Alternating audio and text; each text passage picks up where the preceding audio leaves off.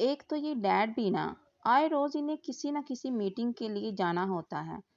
کتنا کہا تھا میں نے آج کے دن رک جائیں، مگر کوئی بات نہیں مانی، کوئی میری انہوں نے بات نہیں مانی، انسنی کر دی۔ کسی نے خیر کوئی بات نہیں، اب میں بھی کسی کی نہیں سنوں گی۔ خود کلامی کرتے ہوئے وہ ہاتھ میں کلر اور برش اٹھائے سیڑھیوں کی جانب بڑھی تھی۔ اس کا رخ چھت کی جانب تھا، جہاں وہ کینوس کو پہلے سے ریڈی کر کے رکھ آئی تھی۔ گو کہ رات کا وقت تھا، مگر کچھ 14ویں کے چاند کی چاندنی کی وجہ سے سارا جہان روشن تھا، اور کچھ چھت پر لگی لائٹوں کی وجہ سے چھت پر رات میں بھی دن کا سما تھا۔ یہ خاص اہتمام علیہ نے خود کروایا تھا، کیونکہ اسے پینٹنگ کا شوق تھا جنون کی حد تک۔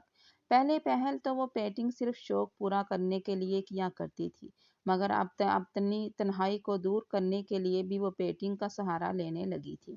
اسی لیے اس نے چھت پر ہی سارا اہتمام کروا رکھا تھا، کیونکہ کھلے آسمان تلے پینٹنگ کا الگ ہی مزہ تھا۔ لمبے گھنے سنہری گیسوں کو جو اس کی پشت پر بکھرے پڑے تھے سمیٹ کر اس نے جوڑے کی شکل میں باندھا، اور پھر ارد گرد سے بے نیازی وہ پوری دل جمی سے اپنے کام میں مصروف ہو گئی، اور ایسی مصروف ہوئی کہ وقت گزرنے کا احساس ہی نہ ہوا۔ جب وہ ایک اعلیٰ شاہکار بنا کر فارغ ہوئی تو 12:30 بج رہے تھے۔ اس نے سامان سمیٹا اور نیچے اتر آئی۔ سارا سامان اسٹور روم میں رکھتے وہ کمرے میں داخل ہوئی، مگر اگلے ہی لمحے بری طرح چیخ پڑی۔ ڈاکو ڈاکو ڈاکو کرتے وہ اپنے کمرے میں کسی کا سایہ دیکھ چلائی تھی، جس کے ہاتھ میں گن بھی تھی۔ کمرے میں اندھیرا تھا، البتہ گیلری میں جلتے بلب کی روشنی گلاس وال سے اندر داخل ہوتے کمرے کی تاریکی کو مٹانے کی کوشش کر رہی تھی۔ چپ کروا ایڈٹ لڑکی! اچانک وہ ڈاکو لائٹ کھولتے اس کے سر پر بندوق تانے گرایا تو وہ سانس روکے سہمی نظروں سے اسے دیکھنے لگی تھی۔ الماری کے نیچے والے خانے میں میرے سونے کا زیور ہے، وہ لے لو اور مجھے چھوڑ دو، وہ سمجھے لہجے میں بولی۔ تو ماسک لگائے حنظلہ درانی کو اس کی عقل پر شبہ ہوا تھا۔ ایسے میں تو لوگ قیمتی چیزوں کو بچانے کی کوشش کرتے ہیں، اور وہ تھی کہ خود ہی قیمتی چیزوں کا پتہ دے رہی تھی۔ کیا وہ لڑکی پاگل تھی؟ مجھے زیور نہیں، تمہاری جان چاہیے، وہ اگلے لمحے ہی بولا تو علیہ کی آنکھوں میں خوف اترا۔ اسے لگا تھا کہ آج اس کی زندگی کا آخری دن ہے۔ نہیں، پلیز ایسا مت کرو، مجھے مت مارو، میں نے تمہارا کیا بگاڑا ہے؟ میں تو تمہیں جانتی تک نہیں، علیہ کپکپاتے لہجے میں بولی تھی، مگر حنظلہ درانی پر کوئی اثر نہ ہوا تھا۔ تم جو کوئی بھی ہو، پلیز میری بات سن لو۔ میرے ڈیڈ بہت بڑے آدمی ہیں، وہ تمہیں بہت پیسے دیں گے، جتنے تم کہو گے، پر پلیز مجھے چھوڑ دو، علیہ نے ایک مرتبہ پھر سے التجائیہ لہجے میں کہتے اس کی منتیں کی، جبکہ حنظلہ درانی کے لبوں پر طنزیہ مسکراہٹ رنگی۔ اگلے ہی لمحے اس نے علیہ کی کن پٹی پر بندوق رکھی۔ نہیں، بندوق کا زور محسوس کرتے اگلے ہی لمحے وہ خوف سے بے ہوش ہو گئی تھی۔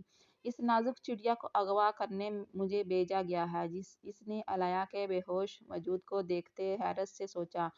سرخ سفید رنگت، گول مٹول چہرہ، بڑے بڑے گال، تیکھی ناک، سرخی چھلکاتے گلابی لب، قد دراز پلکیں، قد کاٹھ میں بھی ٹھیک ٹھاک تھی۔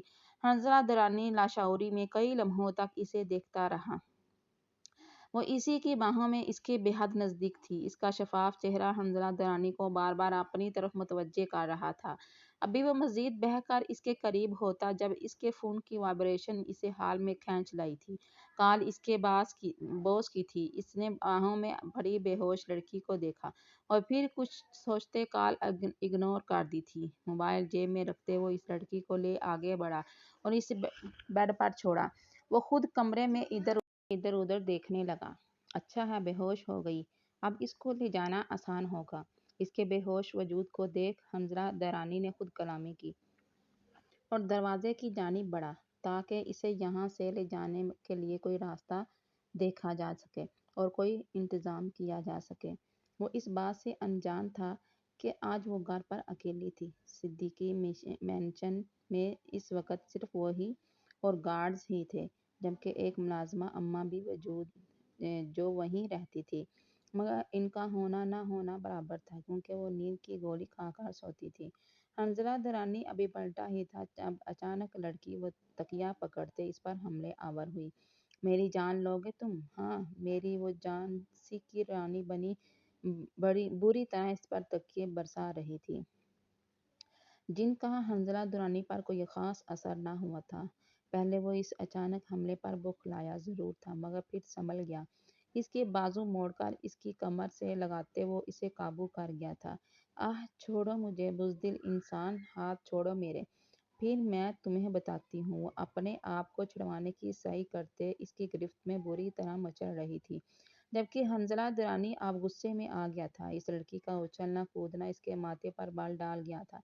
تبھی وہ اس کے دونوں ہاتھ ایک ہی کلائی میں پکڑتے دوسرے ہاتھ سے اس کی کن پٹی پر گن رکھ گیا۔ ایک دم خاموش ہو گئی۔ اگر اب تمہارے منہ سے سانس کی آواز بھی نکلی تو سچ میں تمہیں لاش میں بدل دوں گا، حنظلہ درانی کرخت لہجے میں بولا تو علایا ایک دم سے سانس روک گئی۔ وہ ایک غیر مرد کے سینے سے لگی کھڑی تھی۔ اس کا لمس محسوس کرتے ہی اس کے پورے وجود پر کپ کپی طاری ہوئی تھی، جو حنظلہ درانی نے بھی بخوبی محسوس کی تھی۔ یہ تم ٹھیک نہیں کر رہے، میرے ڈیڈ کو پتہ چلا تو تمہیں نہیں چھوڑیں گے۔ علایا نے خود کی گھبراہٹ چھپاتے اسے ایک مرتبہ پھر سے اپنے ڈیڈ کی دھمکی دی تھی۔ اوہ نہیں نہیں، ایسا مت کرنا پلیز، میں تو ڈر گیا، حنظلہ درانی اسی کے انداز میں بولا تھا جب علایا نے اپنے پاؤں سے اس کی ٹانگ پر وار کیا۔ آہ، ڈیمن پاگل لڑکی تمہاری تو میں، حنظلہ درانی اپنا گھٹنا پکڑے غصے سے دھاڑا اور اگلے ہی لمحے خطرناک تیور لی اس کی جانب بڑھا۔ اس نے علایا کو پکڑتے گن سے علایا کے سر کے پچھلے حصے پر ضرب لگائی تھی۔ علایا کی آنکھوں کے سامنے تارے ناچ گئے تھے اور اب وہ سچ مچ بے ہوش ہو کر حواس سے بیگانہ ہوتے زمین بوسہ ہوئی تھی۔ حنظلہ درانی نے اس مرتبہ اسے سہارا دینے کی کوشش نہیں کی تھی۔ گاڑی پچھلے گیٹ کے ساتھ لگاؤ، حنظلہ درانی نے گن جیب میں رکھتے فون کال کر کے کسی کو کال کرتے کہا اور پھر علایا کے بے ہوش وجود کو اٹھا کر کندھے پر ڈالتے وہ صدیقی مینشن سے نکل گیا۔ جنید صاحب اس کے دوستوں کو کال کریں اور پتہ کریں کہ میرا بچہ کہاں ہے۔ وہ تو کبھی یوں گھر سے باہر نہیں رہا اور آج تیسرا دن ہے اس کی کوئی خبر نہیں ہے، کہیں خدا نہ خواستہ اسے کچھ ہو نہ گیا ہو۔ نرمین بیگم جنید صاحب کے پاس آتے بولیں، جو پرسکون سے بیٹھے ہوئے تھے۔ نرمین بیگم کی بات سن ان کے ماتھے پر بل پڑے۔ اچھا ہے اگر کچھ ہو گیا ہو تو، میں تو کہتا ہوں کل کا ہوتا آج ہی ہو جائے، جنید صاحب سخت غصے سے بولے تو نرمین بیگم لبوں پر ہاتھ رکھ گئیں۔ ایسا مت کہیں، وہ بیٹا ہے آپ کا اور آپ کی اولاد ہے، آپ اس قدر سنگ دل کیسے ہو سکتے ہیں؟ نرمین بیگم بھرائی ہوئی آواز میں بولی، اسی بات کا تو افسوس ہے کہ وہ میرا بیٹا ہے، کاش کہ وہ میرا بیٹا نہ ہوتا تو میں اپنے ہاتھوں سے اس کی جان لے لیتا۔ ایسی اولاد کے ہونے سے بے اولاد ہونا ہی اچھا ہے۔ کہیں منہ دکھانے کے قابل نہیں چھوڑا اس نے مجھے۔ جنید صاحب کے لہجے میں اب بے حسی بھی شامل ہو گئی تھی۔ اپنی بات مکمل کرتے وہ اٹھ کھڑے ہوئے تھے اور لمبے لمبے ڈاگ بڑھتے وہاں سے چلے گئے، جبکہ نرمین بیگم کی آنکھوں سے آنسو بہنے لگے۔ ان کا جوان جہاں بیٹا پچھلے 2 دن سے گھر سے غائب تھا۔ انہیں ڈر تھا کہ جوان خون غصے میں کوئی غلط قدم نہ اٹھا لے۔ یا اللہ میرے بیٹے کو اپنے حفظ و امان میں رکھنا، انہوں نے روتے روتے زیر لب دعا کی تھی۔ سردار وہ چھوکرا کال نہیں اٹھا رہا، ہماری تو خیر چھوڑیں، اس نے تو آپ کے نمبر سے کی گئی کال بھی نہیں اٹھائی۔ نسیم عرف بلو سردار عارف، جو کہ ایک بہت بڑا گینگسٹر تھا، اس کے سامنے کھڑا کہہ رہا تھا، جبکہ سردار عارف کے چہرے پر پریشانی کی لکیریں تھیں۔ وہ ایک 55 سالہ بوڑھا آدمی تھا جس کی بڑی بڑی مونچھیں اور بڑے بڑے بال اسے شکل سے ہی کوئی بدمعاش ظاہر کر رہے تھے۔ پھر سے اس کا نمبر ملاؤ، سردار عارف نے کچھ سوچتے کہا تو بلو نے منہ بناتے پھر سے حنظلہ درانی کا نمبر ملایا، مگر ہر بار کی طرح اس بار بھی جواب ندار تھا۔ کال اس مرتبہ بھی نہ اٹھائی گئی۔ دیکھ لیں سردار، میں نے پہلے ہی کہا تھا کہ اس کل کے آئے چھوکرے پر بھروسہ کرنا ٹھیک نہیں ہے، لاابالی سا چھوکرا ہے، مگر آپ اس کی جسامت سے متاثر ہوئے، دیکھ لیا نتیجہ۔ اگر اس کی جگہ میں یا اپنا کوئی اور بندہ گیا ہوتا تو اس وقت وہ چھوکری آپ کے بستر پر ہوتی اور اس کا باپ آپ کے قدموں میں، بلو نے تنفر سے کہتے زہر اگلا تھا۔ حنظلہ درانی اسے ویسے بھی کچھ خاص پسند نہیں تھا کیونکہ جب سے وہ آیا تھا تب سے سردار عارف کے نزدیک ہونے کی کوشش کر رہا تھا، جبکہ اس کے ہوتے بلو کو اپنا پتہ صاف کرتا ہوا نظر آ رہا تھا۔ تبھی اس وقت اس کی غیر موجودگی کا اس نے فائدہ خوب اٹھایا۔ اس کا باپ تو میرے قدموں میں آئے گا ہی بلو، اس کو گھٹنوں کے بل اپنے سامنے نہ لایا تو میرا نام سردار عارف نہیں۔ بہرحال تم اس چھوکرے کا پتہ کرتے رہو، سردار عارف نے کہا۔ تبھی اڈے کا دروازہ کھلا اور دھول اڑاتی سیاہ پراڈو بجلی کسی تیزی سے آ کر سردار عارف کے قدموں میں رکی تھی، جبکہ بلو نے بروقت پیچھے ہٹتے اپنی جان بچائی تھی، وگرنہ اب تک اس کی چٹنی بن چکی ہوتی۔ یہ ڈرائیونگ سیٹ کا دروازہ کھلا اور حنظلہ درانی چھلانگ لگاتے ایک ادا سے باہر نکلا۔ بلیک جینس کے اوپر بلیک ہی پینٹ پہنے، بالوں کی ترتیب بکھری سی تھی، آستینوں کو کوہنیوں تک موڑا گیا تھا، پیروں میں اسپورٹ شوز تھے، ماتھے پر بندھا رومال اور ماسک، گلے میں پڑی لوہے کی چین، بازوؤں پر لوہے کے کڑے اور انگلیوں میں موجود انگوٹھیاں۔ اس وقت وہ اچھا خاصا لوفر اور گنڈا لگ رہا تھا۔ شرٹ کے اگلے 3 بٹن کھولے ہونے کی وجہ سے اس کا چوڑا سینہ نمایاں ہو رہا تھا۔ یہ نے سردار آپ کا حکم پورا ہوا، آ گئی آفت کی پرکالہ، حنظلہ درانی نے ببل چباتے انگلی پر پراڈو کی چابی گھماتے کہا، اور پھر چابی بلو کی طرف اچھالی تھی جو سیدھا اس کی ناک پر جا لگی۔ تیری تو۔ بلو غصے سے اس کی جانب بڑھا، جب سردار عارف نے ہاتھ اٹھا کر اسے روکا اور سازشی نظروں سے حنظلہ درانی کو دیکھا۔ مجھے معلوم تھا کہ تم یہ ضرور کر لو گے، شاباش، تم نے اپنا آپ ثابت کر دیا۔ اب اس چھوکری کو میرے بستر پر پہنچاؤ، ذرا میں اس گلاب کلی کا نشہ چکھوں، اور پھر اس کے باپ کے ساتھ کوئی گفت و شنید کی جائے۔ گاڑی کا دروازہ کھول کر اندر بے ہوش پڑی علیہ کے معصوم چہرے کو دیکھتے سردار عارف خباثت سے بولا، تو بلو نے بھی کمینہ سا قہقہہ لگایا تھا، جبکہ حنظلہ کو یکدم کچھ غلط ہونے کا احساس ہوا۔ لیکن سردار، یہ لڑکی آپ کے بستر پر کیسے جا سکتی ہے؟ حنظلہ کا سوال کافی غیر متوقع تھا۔ کیوں نہیں جا سکتی؟ سردار عارف بولا۔ اس وقت اس کے چہرے پر جو کمینی خوشی تھی وہ حنظلہ درانی کو صاف نظر آ رہی تھی۔ میرا مطلب ہے کہ آپ نے کہا تھا کہ اسے صرف اس کے باپ کو بلیک میل کرنے کے لیے اغوا کرنا ہے۔ اس کا باپ بہت بڑا آدمی ہے، اگر اسے معلوم ہو گیا ہے کہ اس کی بیٹی کے ساتھ کچھ ایسا ویسا ہوا ہے تو وہ آپ کو نہیں چھوڑے گا، کہیں بنتی بات نہ بگڑ جائے۔ حنظلہ درانی نے فوراً اسے اپنے تاثرات کو نارمل کرتے ہوئے کہا تھا، وگرنہ سردار کی بات سن اس کے غصے کا گراف کسی جگہ جا سکتا تھا۔ اس نے بہت محتاط طریقے سے بات کی تھی۔ او چھوکرے، تو ہمیں نہ سکھا کہ ہمیں کیا کرنا ہے اور کیا نہیں کرنا۔ سردار تجھ سے بہتر جانتے ہیں۔ اگر وہ اس کلی کا مزہ چکھنا چاہتے ہیں تو تیرے پیٹ میں کیوں مروڑ اٹھ رہا ہے؟ مانا کہ خوبصورت ہے، مگر سردار سے پہلے تو ہمیں نہیں مل سکتی۔ آج کی رات اسے سردار کے بستر پر رہنے دے، پھر دوسرا نہیں تو تیسرا نمبر تو لگا لینا۔ آخر تو نے اتنی بہادری کا کام کیا ہے، ہم اتنا تو کر ہی سکتے ہیں تیرے لیے، بلو ہوش زدہ لہجے میں کہتے سردار کے پاس جا کر کھڑا ہوا تھا، اور پھر دونوں نے مل کر ایک بے رحم اور مکروہ قہقہہ لگایا، جس پر حنظلہ درانی مارے غصے کے مٹھیاں بھیج گیا۔ ضبط کے مارے اس کا چہرہ سرخ پڑنے لگا۔ وہ اس لڑکی کو نہیں جانتا تھا، نہ ہی اس کا اس سے کوئی تعلق تھا، وہ تو انہی کے کہنے پر اسے اغوا کر کے لایا تھا، بدلے میں اس سے اس کی منہ مانگی قیمت دی گئی، مگر اب اس لڑکی کے بارے میں ان دونوں کے گھٹیا ارادے جان کر اس کا خون کھول اٹھا تھا۔ نہ جانے کیوں، مگر اسے یہ بے حد برا لگ رہا تھا۔ وہ ایک امیر باپ کی بیٹی تھی۔ جبران صدیقی ایک مشہور سائنسدان تھے اور ان کی کافی داغ بھی تھی۔ ان کی اہلیہ چند سال پہلے اللہ کو پیاری ہو چکی تھی، جبکہ ان کی ایک ہی اکلوتی اولاد تھی، 21 سالہ علیہ جبران، جس میں ان کی جان بستی تھی۔ سردار عارف بہت بڑا گینگسٹر تھا اور ہر برے کام اور کالے دھندے میں ملوث تھا، مگر اب تک کوئی بھی اس پر ہاتھ نہیں ڈال پایا تھا۔ وہ پیسے کے زور پر جو چاہتا تھا وہ کر لیتا تھا، لیکن اب اس کی راہ میں رکاوٹ بن رہے تھے جبران صدیقی۔ سردار عارف ایک خاص علاقے میں اپنے بھائی کو نشست دلوانا چاہتا تھا، لیکن جبران صدیقی ایسا نہیں ہونے دے رہے تھے۔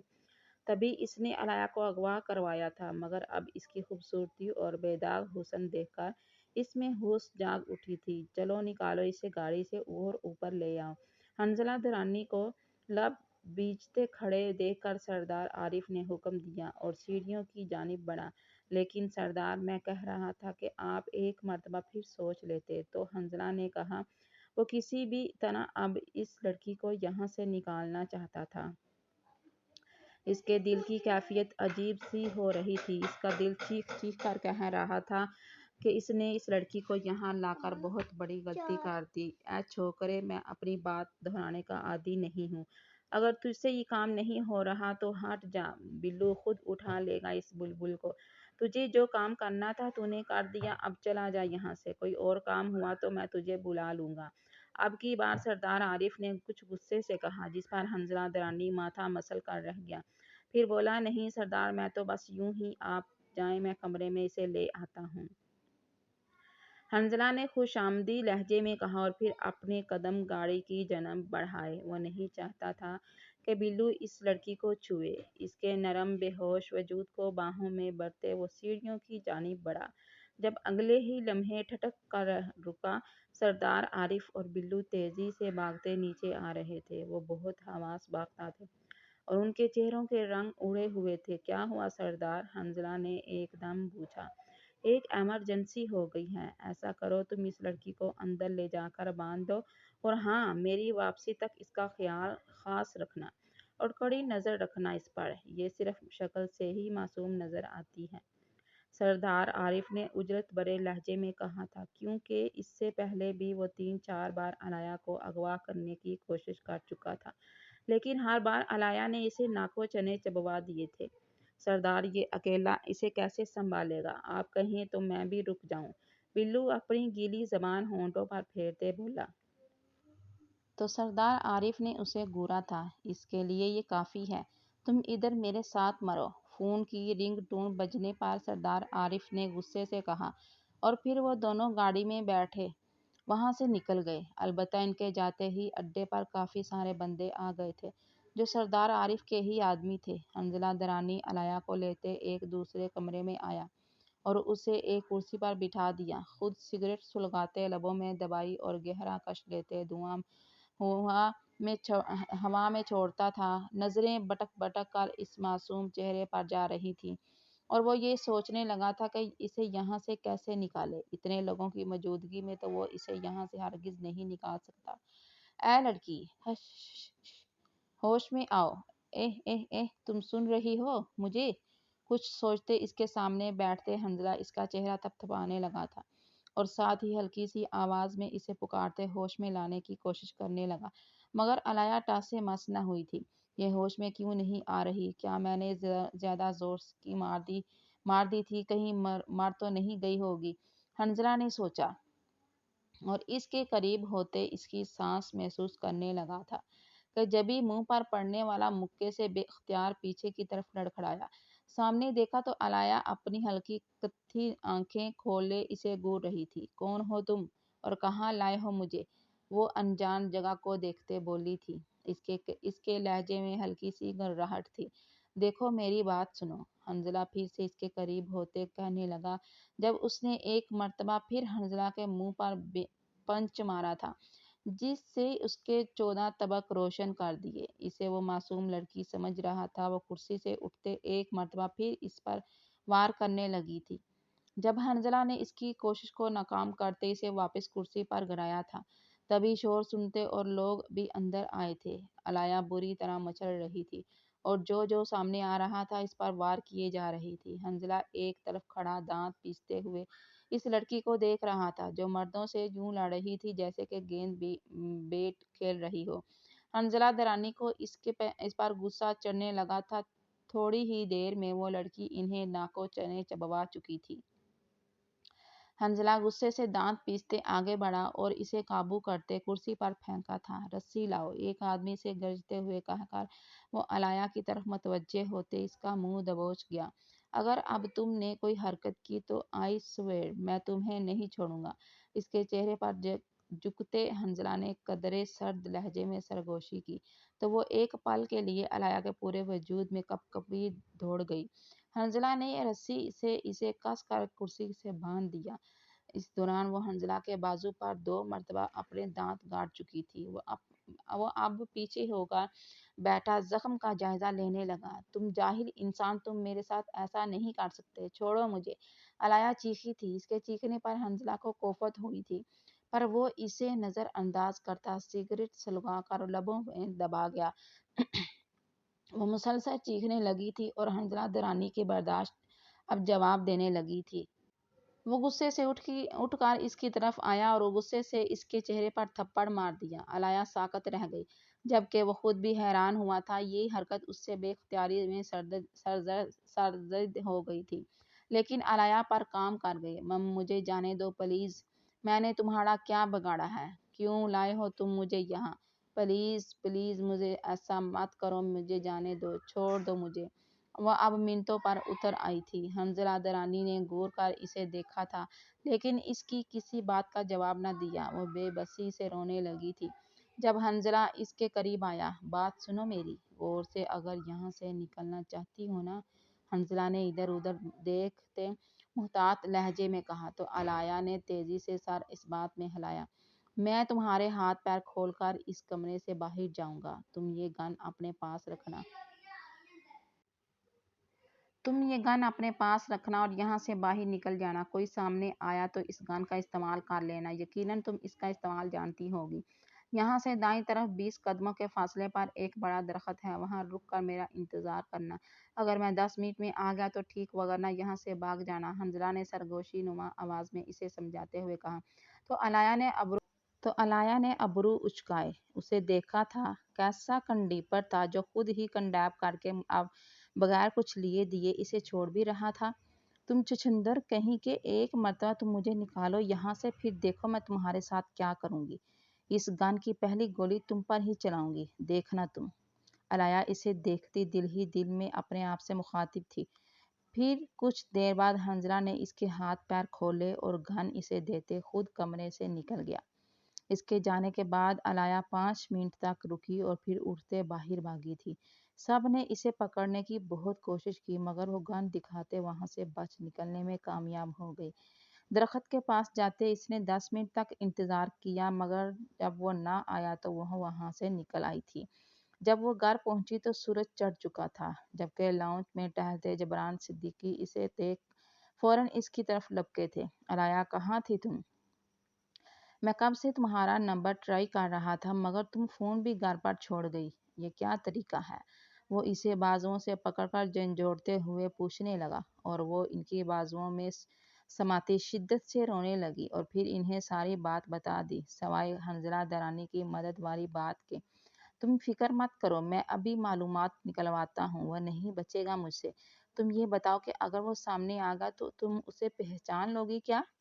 جبران صدیقی صاحب نے پوچھا تو علایا کا سر خود بخود نفی میں ہلا تھا، حالانکہ وہ آرام سے اسے پہچان سکتی تھی۔ جاؤ ریسٹ کرو، اسے کمرے میں بھیج کر وہ فون میں مصروف ہو گئے، جبکہ وہ مرے مرے قدموں سے چلتی کمرے میں آئی تھی۔ کافی دیر آئینے کے سامنے کھڑی اپنے عکس کو خود دیکھتی رہی اور پھر فریش ہونے کے بعد سونے کے لیے لیٹ گئی۔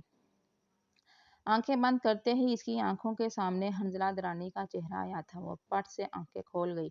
یہ چھچھندر میری آنکھوں کے سامنے کیوں آ رہا ہے؟ دوبارہ اگر ملانا چھوڑوں گی نہیں اسے۔ اس نے اسے چھوتے خود کلامی کی تھی۔ دماغ کہہ رہا تھا کہ جبران صدیقی کو بتا دے کہ وہ اسے پہچان لے گی، مگر دل مسلسل اس بات کی نفی کر رہا تھا۔ وہ خود اپنی کیفیت سے انجان تھی۔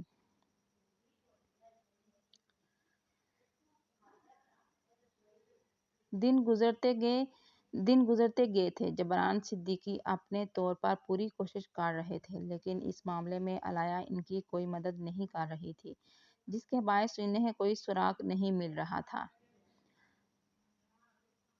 ہائے، کیسی ہو؟ وہ اپنی دوستوں کے ساتھ کیفے آئی تھی۔ جب اس آواز پر پلٹی، مڑ کر دیکھا تو حنزلہ درانی اسے ہی دیکھ رہا تھا۔ تم یہاں؟ علایا نے ادھر ادھر دیکھتے پوچھا۔ کیوں، میں یہاں نہیں آ سکتا کیا؟ حنزلہ درانی نے پوچھا اور مزے سے کرسی کھینچ کر بیٹھ گیا۔ تم یہاں کیوں بیٹھے ہو؟ اٹھو یہاں سے، تمہیں نظر نہیں آ رہا کہ یہاں لڑکیاں بیٹھی ہیں؟ وہ اس کی اس حرکت پر بری طرح اس پر بھڑکی تھی۔ تو کیا ہوا، لڑکیاں بیٹھی ہیں تو میں کون سا ان کی گود میں بیٹھ چکا ہوں؟ حنزلہ درانی نے کہتے اس کے سامنے سے کافی کا کپ اٹھایا تھا۔ اس سے پہلے کہ وہ اس کو منہ لگاتا، علایا تیزی سے اس کے ہاتھ سے کپ چھین چکی تھی۔ تم 2 نمبر انسان ہو، یہاں آ کر فلرٹ کرنے کی کوشش کر رہے ہو، فوراً یہاں سے اٹھو، یہاں سے اٹھ کر چلے جاؤ۔ علایا نے بنا سوچے سمجھے سب کے سامنے اس کی بے عزتی کر دی تھی، جس پر حنزلہ درانی کی رگیں مارے غصے کے تن گئی۔ وہ تو بس یوں ہی اسے ذرا سا تنگ کرنے آیا تھا۔ علایا کے ایسے کہنے پر وہ تیزی سے اٹھتا وہاں سے نکل گیا۔ علایا یہ ہیروئن کون تھا؟ اس کی دوستیں پوچھنے لگی۔ علایا یہ ہیروئن کون تھا؟ اس کی ایک دوست نے پوچھا۔ ہیرو نہیں، گنڈا ہے یہ، علایا تنفر سے بولی۔ ایسے تو نہ کہو یار، کتنا ہینڈسم اور ڈیشنگ ہے، بالکل کسی فلمی ہیرو کی طرح۔ ویسے تم نے اس کی بے عزتی کر کے اچھا نہیں کیا، اس نے تمہیں کچھ کہا تو نہیں ہے، اس کی دوست نے اسے احساس دلاتے ہوئے کہا۔ لیکن علایا نے ناک سے مکھی اڑائی تھی، مگر بعد میں اسے احساس ہوا تھا کہ اس کا رویہ واقعی غلط تھا۔ اوئے رکو، بات سنو۔ کافی دنوں بعد ایک روز وہ مارکیٹ آئی تھی۔ جب اس کی نظر حنزلہ پر پڑی تھی، وہ فون کان سے لگائے تیزی سے پارکنگ کی طرف جا رہا تھا۔ جب علایا تیزی سے اس کے سامنے آئی تھی، کیا مسئلہ ہے؟ ہٹو سامنے سے۔ حنزلہ درانی پہلے اسے سامنے دیکھ حیران ہوا، مگر پھر وہ دن یاد آتے ہی اس کے ماتھے پر بال پڑے اور وہ پھاڑ کھانے والے لہجے میں بولا، مجھے تم سے کچھ بات کرنی ہے، کیا تم تھوڑی دیر بیٹھ کر میری بات سن سکتے ہو؟ علایا نے کہا۔ اس کا لہجہ آج یکسر بدلا ہوا تھا۔ حنزلہ نے دیکھا تھا وہ کافی شرمندہ لگ رہی تھی۔ میرے پاس وقت نہیں ہے، حنزلہ نے ایک نظر گھڑی کو دیکھتے روکھے سے لہجے میں کہا۔ کیوں، تمہارے کون سے بزنس چل رہے ہیں جو تمہارے پاس وقت نہیں؟ کیا پھر کسی کو اغوا کرنے جانا ہے؟ علایا نے تیزی سے کہتے ہوئے زبان دانتوں تلے دبائی تھی۔ وہ جلد بازی میں پھر سے غلط کہہ چکی تھی، جبکہ اس کی بات سنتے حنزلہ کے ماتھے پر بال پڑے۔ میرے بزنس چل رہے ہوں یا نہیں، تمہیں اس سے کوئی مطلب نہیں ہونا چاہیے۔ اپنے کام سے کام رکھو اور دوبارہ میرے سامنے آنے کی ضرورت نہیں۔ وہ جس کا موڈ پہلے سے ہی خراب تھا، علایا کی بات پر مزید بگڑا تھا۔ اس نے علایا کی ایک بات کے بدلے اسے 10 سنا دی تھی۔ اس کا لہجہ انتہائی کرخت تھا۔ اوہ ہیلو مسٹر، زیادہ ہواؤں میں اڑنے کی ضرورت نہیں ہے۔ میں تو اس روز کے لیے تم سے معافی مانگنے آئی تھی، مگر تم اس قابل ہی نہیں ہو، علایا نے ناگواری سے کہا تھا۔ ایک تو وہ اس انسان سے سوری کرنے آئی تھی، اور یہ تھا کہ اس کی بات سننے کے بجائے اسے ہی سنا رہا تھا۔ حنزلہ درانی نے فون جیب میں رکھا اور پھر علایا کو سمجھنے کا موقع دیا، بغیر اس کو ایک جھٹکے سے پیچھے کھڑی گاڑی سے لگا چکا تھا، کندھے پر گرفت مضبوط کی تھی۔ میں کس قابل ہوں، کس قابل نہیں ہوں، یہ ڈیسائیڈ کرنے والی تم کون ہوتی ہو؟ جہاں تک رہی بات معافی کی، تو مجھے تمہاری معافی کی ضرورت نہیں ہے۔ اپنی معافی اپنے پاس رکھو۔ تم جیسی امیر زادیوں کو اچھے سے جانتا ہوں میں۔ یقیناً تم نے مجھ سے کوئی کام نکلوانا ہوگا، تبھی مجھے منہ لگا رہی ہو، وگرنہ تم جیسیوں کو ہم جیسے کب نظر آتے ہیں؟ وہ اب اس کی آنکھوں میں آنکھیں ڈالے اسے گھورتے ہوئے طنزیہ لہجے میں کہہ رہا تھا، جبکہ اس کی سوچ پر علایا کا دل چاہا تھا کہ اس شخص کا منہ نوچ لے، اور جو اس کے بارے میں ایسا کچھ سوچ رہا تھا۔ کام اور وہ بھی تم سے؟ تم جیسے لڑکیوں کو اغوا کرنے والے گنڈے سے مجھے بھلا کیا کام ہو سکتا ہے؟ تمہارے جیسے تو میں نوکر بھی نہ رکھوں۔ یہ تمہاری خوش فہمی ہے کہ مجھے یعنی علایا جبران صدیقی کو تم سے کوئی کام ہو سکتا ہے؟ ابھی اتنا بھی برا وقت نہیں آیا مجھ پر۔ تمہیں تو میرا شکر گزار ہونا چاہیے کہ اب تک میں نے پولیس اور ڈیڈ کو تمہارے بارے میں کچھ نہیں بتایا، ورنہ تم ابھی یہاں مجھے آنکھیں دکھانے کے بجائے جیل میں پڑے سڑ رہے ہوتے اور اپنی قسمت کو رو رہے ہوتے، خود کو چھڑواتے۔ اب کی بار علایا نے بھی ایک ایک لفظ چبا چبا کر کہا تھا۔ تو میری بھی ایک بات کان کھول کر سن لو مس علایا جبران صدیقی، میں نہ تم سے ڈرتا ہوں، نہ تمہارے ڈیڈ سے، اور نہ ہی پولیس سے۔ تم نے جس کو بتانا ہے بتاؤ، I don't worry, I don't care. وہ سخت لہجے میں کہتے اسے ہکا بکا چھوڑے وہاں سے جا چکا تھا، جبکہ علایا حیرت سے اسے جاتے ہوئے دیکھتی رہ گئی۔ 6 مہینے گزر چکے تھے، علایا کا دوبارہ حنزلہ درانی سے سامنا نہیں ہوا۔ اور یونہی سے نکلی تو کچھ آگے آ کر اچانک اس کی گاڑی ایک جھٹکے سے رکی تھی۔ کیا ہوا چچا؟ گاڑی کیوں روک دی؟ علیہ نے خود کو سنبھالتے ہوئے پوچھا۔ بیٹا وہ سامنے ڈرائیور، چچا نے گھبرائے ہوئے لہجے میں کہتے اشارہ کیا تو علیہ نے ان کی نظروں کے تعاقب میں دیکھا۔ اس سے پہلے کہ وہ کچھ سمجھتی تبھی کچھ مسلح افراد نے اس کی گاڑی کو چاروں طرف سے گھیرا تھا اور اگلے ہی لمحے علیہ کے منہ سے دلخراش چیخ بلند ہوئی تھی۔ ان لوگوں نے آنن فانن گاڑی کا دروازہ کھول کر ڈرائیور چچا کو گولیوں سے بھون ڈالا تھا۔ بھاگ جاؤ بیٹا، ڈرائیور چچا نے ٹوٹے پھوٹے الفاظ میں کہا اور پھر ان کی گردن ایک طرف لڑک گئی۔ علیہ تو ساکت رہ گئی تھی، اس کا وجود سن ہو چکا تھا۔ سردار عارف گاڑی سے نکل کر اس کی طرف آیا تھا اور اس کی طرف کا دروازہ کھولتے اس کھینچ کر باہر نکالا تھا۔ وہ کسی بے جان چیز کی مانند اس کے ساتھ کھینچتی چلی گئی تھی۔ اس کو دیکھ کر لگ رہا تھا کہ جیسے وہ اپنے حواس کھو چکی تھی۔ اس کی نظریں اب تک ڈرائیور چچا کے خون سے لت پت وجود پر تھیں۔ علیہ جبران صدیقی کے حواس اس وقت بالکل کام کرنا چھوڑ چکے تھے۔ سردار عارف نے اسے لا کر اپنی گاڑی کی پچھلی سیٹ پر پٹکا تھا اور پھر گاڑی میں بیٹھتے وہ سب وہاں سے نکل گئے۔ علیہ راستے میں ہی ہوش و حواس سے بیگانہ ہو چکی تھی۔ اسے ہوش آیا تو اس نے خود کو ایک نرم گرم بستر پر پایا تھا۔ آنکھیں کھول کر دیکھا تو سامنے ہی ایک بڑی بڑی مونچھوں اور بڑے بالوں والا بدصورت آدمی بیٹھا ہوا تھا، جس کی شکل سے یوں ہی لگ رہا تھا کہ جیسے پھٹکار برس رہی ہے۔ ہاتھوں میں سگار دبا ہوا تھا جس کے وہ گہرے کش لے رہا تھا۔ اس کی نظریں علیہ کو اپنے وجود میں اترتی محسوس ہو رہی تھی۔ وہ میچور لڑکی تھی، اتنی چھوٹی بچی تو نہ تھی جو اس کی نظروں کا مفہوم نہ سمجھ پاتی۔ اس کی ہوش زدہ نظریں خود پر گڑی دیکھ وہ ایک جھٹکے سے اٹھ بیٹھی تھی۔ اٹھ گئی میری بلبل، بہت انتظار کروایا تم نے تو۔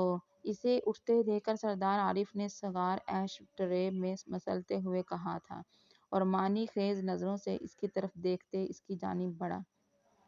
جبکہ اسے اپنی طرف آتے دیکھ علیہ کی ریڑھ کی ہڈی میں سنسناہٹ ہوئی تھی۔ نہیں، دور رہو مجھ سے، میرے قریب مت آنا۔ علیہ پیچھے کھسکتی چیختی تھی، جبکہ اس کی آنکھوں میں خوف دیکھ سردار عارف کی آنکھیں چمکی تھیں۔ وہ ہونٹوں پر کمینی مسکراہٹ لیے اس کے قریب جانے لگا تھا اور ہاتھ بڑھاتے اس کا دوپٹہ کھینچ کر دور اچھالا تھا۔ علیہ تیزی سے بیڈ سے نیچے اترتی اور دروازے کی جانب بھاگی تھی، مگر دروازہ لاک تھا۔ کھولو کھولو، کوئی ہے، کوئی اسے کھولو، پلیز بچاؤ بچاؤ۔ وہ بری طرح سے دروازہ بچاتے چیخنے لگی تھی جب سردار عارف اس کے قریب پہنچا۔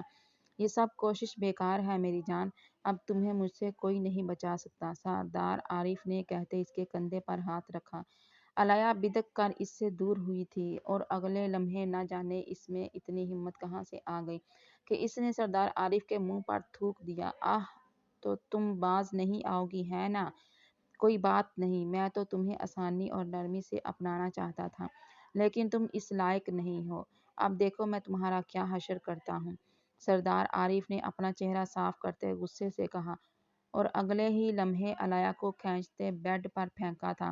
علیہ فوراً سے پہلے نیچے اتری، لیکن اگلے ہی لمحے سردار عارف نے اس کے چہرے پر زوردار تماچا مارا تھا۔ علیہ کو اپنا سر گھومتا ہوا محسوس ہوا۔ اس کی آنکھوں کے سامنے اندھیرا چھایا اور اگلے ہی لمحے وہ حواس کھوتے زمین بوس ہوئی تھی۔ حنظلہ، تم آ گئے، کہاں تھے بیٹا تم؟ اتنا عرصہ کہاں نہیں ڈھونڈا میں نے تمہیں اپنی بوڑھی ماں کا ذرا خیال نہیں آیا؟ حمزہ درانی پورے 10 ماہ بعد گھر میں داخل ہوا تو نرمین بیگم بھاگتے اس کے سینے سے لگی تھی۔ حنظلہ ان کا چھوٹا بیٹا تھا، لیکن شروع سے ہی حنظلہ کی اپنے باپ سے نہیں بنتی تھی۔ شروع میں انہوں نے اس کے ساتھ زبردستی کرتے اس کو اپنی مرضی کے سبجیکٹس، اپنی مرضی کی فیلڈ رکھوائی، پھر اپنی مرضی کی یونیورسٹی اور اپنی مرضی کی ہی اکیڈمی، پھر یوں ہی وہ ہر کام میں اپنی مرضی چاہنے لگے تھے۔ حنظلہ پہلے پہل تو ضبط کرتا تھا، مگر جب بات نوکری اور شادی کی آئی تو وہ ان کی مرضی پر بپھر گیا۔ وہ پولیس فورس جوائن کرنا چاہتا تھا، جبکہ اس کے بابا چاہتے تھے کہ وہ ان کی طرح اور اپنے بڑے بھائی کی طرح بزنس سنبھالے۔ حنظلہ نے دو ٹوک الفاظ میں انکار کر دیا اور کہا کہ اگر وہ اسے پولیس کی نوکری نہیں کرنے دیں گے تو وہ بزنس بھی نہیں کرے گا۔ وہ پورا دن آوارہ لڑکوں کی طرح گھومتا رہتا، جس سے اس کے بابا کو غصہ چڑھتا تھا۔ وہ اسے آوارہ پھرتے دیکھ کر کڑھتے رہتے اور روز گھر میں ان دونوں باپ بیٹے کے جھگڑے ہوتے تھے۔ دونوں ہی ایک سے بڑھ کر ایک تھے، ایک شیر تھا تو دوسرا سوا شیر، کوئی بھی جھکنے کے لیے تیار نہ تھا۔ دونوں میں انا کوٹ کوٹ کر بھری ہوئی تھی۔ ایک روز یوں ہی معمول کی طرح جھگڑا ہوا، لیکن وہ اتنا بڑھ گیا کہ حنظلہ کے بابا نے اسے تھپڑ مارتے گھر سے نکل جانے کا کہہ دیا۔ حنظلہ درانی اسی وقت گھر چھوڑ کر چلا گیا تھا اور اب لوٹا تھا۔ بس اماں، اب آ گیا ہوں، اب کہیں نہیں جاؤں گا۔ آپ یہ بتائیں کہ آپ کے سٹریل شوہر کہاں ہیں؟ مجھے گھر سے نکال کر ان کے جلتے سینے پر ٹھنڈ پڑی کہ نہیں؟ ماں کے سر پر لب رکھتے اس نے ادھر ادھما دیکھتے پوچھا تو نرین بیگم نے اسے مصنوعی گوری سے نوازا۔ بابا ہیں وہ تمہارے، نرمین بیگم نے کہا۔ یہی تو غلطی ہو گئی آپ سے، وہ بولا تو نرمین بیگم اس کی اس قدر بے باک بات پر شرم سے سرخ پڑتی۔ اس کی کمر میں دف لگا گئی تھی۔ اسے گھر آئے تیسرا روز تھا، وہ نرمین بیگم کے پاس بیٹھا ان سے لاڈ اٹھوا رہا تھا جب اس کو کسی کی کال آئی تھی۔ کال سنتے ہی اس کے ماتھے پر شکنوں کا جال پھیلا اور غصے سے رگیں تن گئی۔ تم لوگ تیاری کرو، میں آدھے گھنٹے میں پہنچتا ہوں، یہ نہیں بھیجے گا آج؟ حنظلہ درانی غصے سے کہتے اٹھ کھڑا ہوا اور پھر تیزی سے گھر سے نکل گیا۔ نرمین بیگم اسے آوازیں دیتی رہ گئی تھی۔ ایک گھنٹے بعد وہ سردار عارف کے خفیہ اڈے پر تھے۔ وہ پولیس یونیفارم میں بے حد وجیح لگا رہا تھا۔ دائیں کندھے پر ایس سی پی حنظلہ درانی کا نام پوری آب و تاب سے جگمگا رہا تھا۔ وہ ان 10 مہینوں میں پولیس فورس جوائن کر چکا تھا۔ اس وقت وہ بھاری نفری کے ساتھ آیا تھا۔ گزرے وقت میں سردار عارف کا گنڈا بن کر وہ اس کے خلاف کافی ثبوت اکٹھے کر چکا تھا۔ گو کہ ابھی کچھ مزید تحقیقات رہتی تھیں، لیکن اگر آج وہ نہ آتا تو جانتا تھا کہ سردار عارف اس لڑکی کو برباد کر دے گا۔ اس کے اشارے پر اس کی ٹیم چاروں طرف پھیل گئی۔ آپریشن اسٹارٹ ہوا۔ جس وقت وہ سردار عارف کے کمرے میں پہنچا تو وہ لاک تھا۔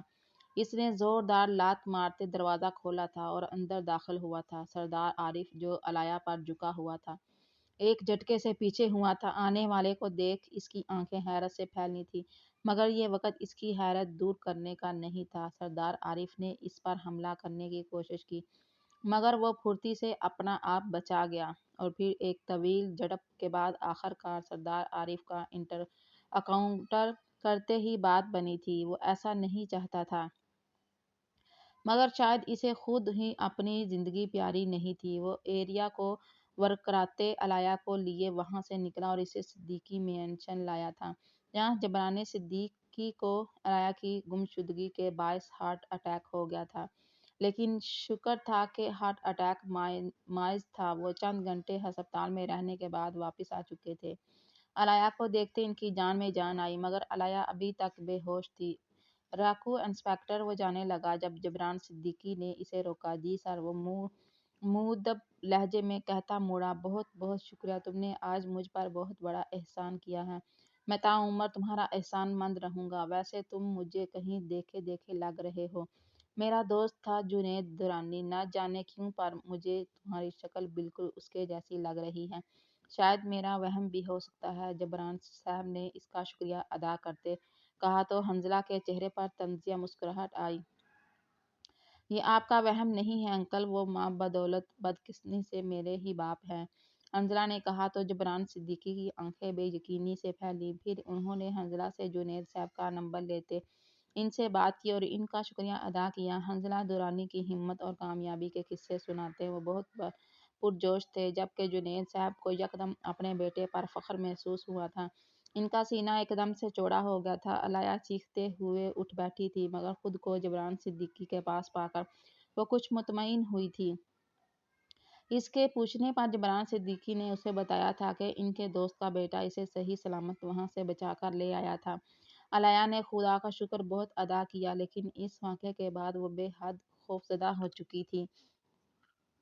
علیہ اپنے کمرے میں تھی جب جبران صاحب اس کے کمرے میں آئے تھے۔ ڈیڈ، آپ کوئی کام تھا تو مجھے بلا لیا ہوتا، وہ ایک دم سیدھی ہوتے بولی۔ نہیں، مجھے ضروری بات کرنی تھی، اس لیے میں خود آیا۔ جبران صاحب صوفے پر بیٹھے بولے تو علیہ نے الجھتے انہیں دیکھا۔ علیہ، میں نے تمہارے لیے ایک فیصلہ کیا ہے، امید ہے تم مجھے امید نہیں کرو گی۔ جبران صاحب نے تحمیدی باندھنا ضروری سمجھا۔ جی ڈیڈ، کہیے، کیا کہنا چاہتے ہیں آپ؟ علیہ نے پوچھا۔ تمہارے لیے میرے دوست کے بیٹے کا رشتہ آیا ہے، لڑکا بہت اچھا ہے، بلکہ وہ سب ہی بہت اچھے ہیں۔ میں چاہتا ہوں کہ تمہاری شادی کر دوں۔ تم جانتی ہو کہ میں کبھی کہاں ہوتا ہوں، کبھی کہاں۔ ایسے میں تمہاری پروٹیکشن کی بہت فکر ہوتی ہے مجھے۔ ابھی جو کچھ ہوا اس کے بعد تو میں تمہاری طرف سے اور بھی فکر مند ہو گیا ہوں۔ اس لیے تمہیں محفوظ ہاتھوں میں دینا چاہتا ہوں۔ امید ہے میری بیٹی میری بات سمجھے گی، جبران صاحب نے کہتے آخر میں امید بھری نظروں سے اسے دیکھا تھا۔ وہ جو خود بھی بے حد خوفزدہ تھی، سر جھکاتے انہیں اپنی رضامندی دے گئی تھی۔ اگلے ہی روز اس کی متوقع سسرال والے منگنی کرنے پہنچ گئے۔ لڑکا خود ساتھ نہیں آیا تھا، صرف ماں باپ اور بھائی بھابھی ہی آئے تھے۔ علیہ کو ان کی فیملی بہت اچھی لگی تھی۔ یوں بھی اسے یقین تھا کہ اس کے ڈیڈ اس کے لیے کوئی غلط فیصلہ نہیں کریں گے۔ شادی کے لیے 10 دن بعد کی تاریخ طے کی گئی۔ دونوں خاندان امیر کبیر پیسے والے تھے، سو ان کے لیے 10 دن میں تیاری کرنا مشکل نہ تھا۔ جبران صاحب ایک ایک چیز علیہ سے پوچھ کر رہے تھے۔ وہ اس کی ہر خواہش پوری کرنا چاہتے تھے اور کوشش کر رہے تھے کہ کسی چیز میں کوئی کمی نہ رہے۔ علیہ کے سسرال سے آئی گئی چیزیں بھی ایک سے بڑھ کر ایک تھیں۔ علیہ تعریف کیے بغیر نہ رہ سکی تھی۔ پھر جب اس نے سنا کہ یہ سب موصوف نے خود خریدا ہے تو وہ داد دیے بغیر نہ رہ سکی۔ دن گزرتے گئے اور شادی کا روز آن پہنچا تھا۔ علیہ دھڑکتے دل کے ساتھ اپنے تمام جملہ حقوق ایک اجنبی کے نام کرتی اور اس کے ساتھ رخصت ہو گئی تھی۔ آتشی رنگ کے لہنگے میں ملبوس وہ سجے سجائے کمرے اور سجے ہوئے بیڈ پر بیٹھی آنے والے لمحات کو سوچ کر پریشان ہو رہی تھی۔ گو کہ ابھی تک اس نے اس کی بہت تعریفیں سنی تھیں، مگر پھر بھی فطری شرم و حیا اور گھبراہٹ آڑے آ رہی تھی۔ کھٹکے کی آواز پر وہ جھکا ہوا سر مزید جھکا کر بیٹھ گئی تھی، مگر جب کافی دیر تک کوئی ہلچل محسوس نہ ہوئی تو پریشان ہوتے سر اٹھا کر دیکھا کمرہ خالی تھا، جبکہ واش روم کا دروازہ اسی لمحے بند ہوا تھا۔ تو کیا وہ مجھ سے ملے بغیر بات کیے بغیر چلا گیا؟ علیہ نے سوچا اور بیڈ کراؤن سے ٹیک لگاتے اس کے واش روم سے نکلنے کا انتظار کرنے لگی تھی۔ اسی اثنا میں اس کی آنکھ لگ گئی۔